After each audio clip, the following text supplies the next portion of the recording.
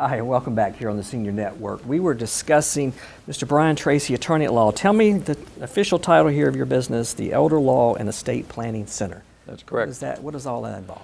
Well, it's a lot of traditional estate planning, which is your will, your basic revocable trust and powers of attorney. But in addition to basic estate planning, we do a lot of what's called lifetime planning. And that involves helping usually the aging or the older population deal with the fact of longevity, life expectations are increasing, life expectancy, are increasing. And a lot of problems come along with that because they naturally occur. And elder law is a rather new area of law. It's probably about 20 to 25 years old, but it's not as old as your traditional estate planning, which wills have been around forever. So we help families and clients deal with the things that occur in aging, like for instance, needing a different level of living, like assisted living. There are benefits that are available, veterans benefits that are available to help pay for assisted living, and nursing home care. Nursing home care is a big issue and a big part of our practice, and just helping people prepare for that, because a lot of people are just in denial. It's not going to happen to me, it's going to happen to someone else, therefore why should I worry about it? But there are a lot of tools out there to help prepare for the day that someone might need a nursing home or need to move to assisted living facility. There are a lot of tools out there that are available that don't know about. So we spend a lot of time just advising people what is available, what is out there. Now there's long-term care insurance that is available to pay for long-term care, for nursing home care. It's available, but it can be expensive sometimes. And depending on when you sign up for it, yes. What age you sign up. Right. It's a good part of a plan, a financial plan, to have long-term care insurance, but it has to be affordable.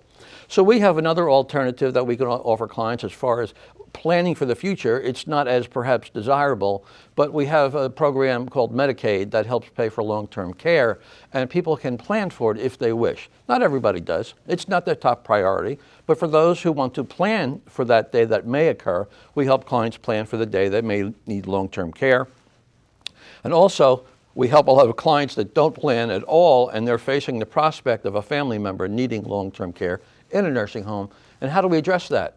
Because many people think that, well, there's Medicare, Social Security. There's got to be some program out there that's going to help my spouse or my parent and help financing that. And they come to the realization, unfortunately too late, there really isn't a government program for that, and they're left on their own, and it's a very complicated area to maneuver and to navigate. And so we help clients kind of navigate through that system the best we can when it comes to that day that a family member may need nursing home care. And I think, and this is, I guess, my ignorance comes in with Medicaid, but that Medicaid does pay for long-term care, but don't you have to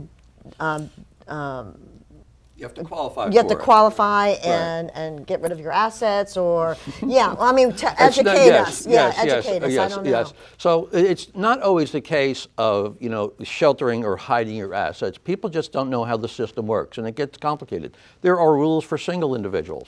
There are rules for married couples.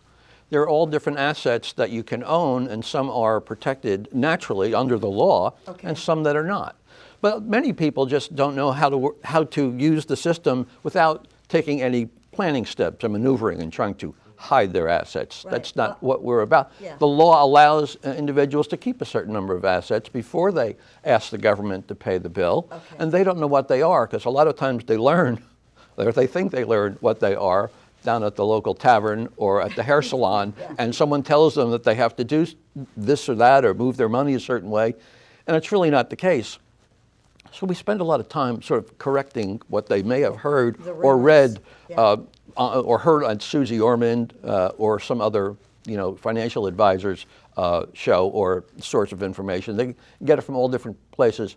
We try to help them and kind of straighten it out. From an advocacy standpoint, because there's Medicare and there's Medicaid and there's veterans benefits, but you can't call those agencies and ask them for assistance in interpreting the rules and how do I set it up, how do I maximize the amount of money that I can keep on my own under your rules.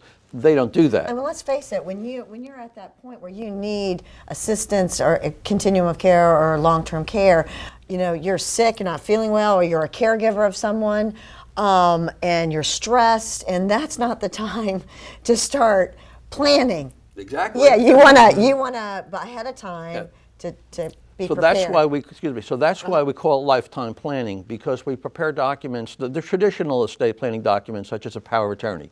It's a very simple, basic document, very inexpensive, and very inexpensive for the protection that it gives the family. Because when that day comes, when you realize that mom or dad or your spouse really isn't functioning or can't function anymore, and you want to help, and you go to the bank to try to help pay some bills, and they say, I'm sorry. Oh, sorry, you're not on the account. I know you'd like to help. Yeah. You seem like a nice person. Nice doesn't get you anywhere anymore. And what's even, I suppose more amusing is when a husband and wife where the spouse needs assistance, and let's say the wife goes to the bank because husband's at home and I can't pay the bills anymore, and the bank tells her, well, we can't help you, or you can't access the information about his account. And she says, but I've been married to him for 55 years. What do you mean I can't access? It doesn't matter. It doesn't matter. It doesn't, yeah. You still need to have legal authority. Right. The power of attorney is a great document to have, and so we prepare a lot of those for clients. And it's just, that basic legal tool can really solve a lot of problems, relieve a lot of anxiety for families. So we prepare a lot of those. Well, this is an important topic, and we want to continue it. We just have to take a quick break, and we'll be right back here on the Senior Network.